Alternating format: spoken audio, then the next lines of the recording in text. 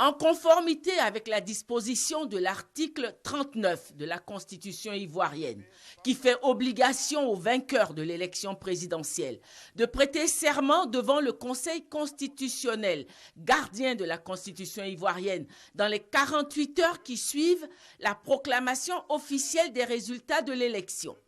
Ce mardi 3 novembre, lendemain de la proclamation officielle des résultats, le président de la République, Alassane Ouattara, président sortant et vainqueur de l'élection présidentielle de 2015, par un score sans appel de 83,66% des suffrages, a prêté serment devant le Conseil constitutionnel et devant un parterre de nombreux invités. La cérémonie s'est déroulée sous un imposant chapiteau dressé sur l'esplanade du palais présidentiel. Devant le peuple souverain de Côte d'Ivoire, je jure solennellement et sur l'honneur de respecter et de défendre fidèlement la Constitution, de protéger les droits et libertés des citoyens, de remplir consciencieusement les devoirs de ma charge dans l'intérêt supérieur de la nation. Que le peuple me retire sa confiance et que je subisse la rigueur des lois si j'ai trahi mon serment. Preuve que la communauté africaine et internationale avalise les résultats de cette élection présidentielle ivoirienne, le président en exercice de la CEDEAO, Macky Sall, et le président en exercice de l'UEMOA, Boni Yayi, avaient fait le déplacement pour être aux côtés du chef de l'État ivoirien. L'on enregistrait aussi la présence du conseiller du département d'État américain venu représenter le président Barack Obama.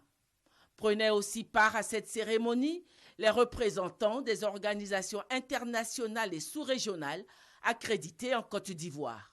Aux côtés du président de la République, Alassane Ouattara, son épouse Dominique Ouattara, les enfants du couple présidentiel, son aîné et frère Henri Konan Bédié et son épouse, ainsi que veuve Thérèse Houphouët-Boigny, la toute première dame de Côte d'Ivoire, venue spécialement de Suisse pour participer au vote et témoigner son soutien au président Alassane Ouattara.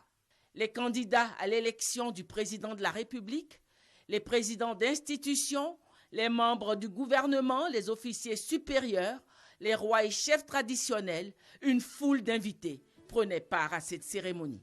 Après sa prestation de serment, le président de la République, dont les attributs de grand maître de l'ordre national avaient pris fin en même temps que s'achevait son premier mandat, a été à nouveau réinstallé dans cette charge par la grande chancelière de l'ordre national qui lui a remis le collier de grand maître de l'ordre.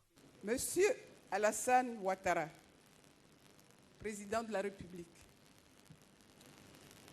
au nom du peuple de Côte d'Ivoire, qui vient de vous renouveler sa confiance,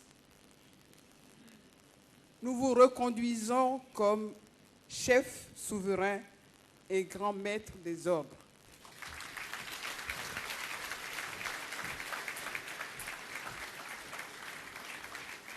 Deux interventions majeures ont marqué cette cérémonie. Il y a eu d'abord celle du président du Conseil constitutionnel qui, au nom de l'institution qu'il dirige, a adressé ses félicitations au président de la République Alassane Ouattara pour sa victoire. La deuxième intervention a été celle du président sortant nouvellement réélu, Alassane Ouattara. Il n'a pas caché sa joie.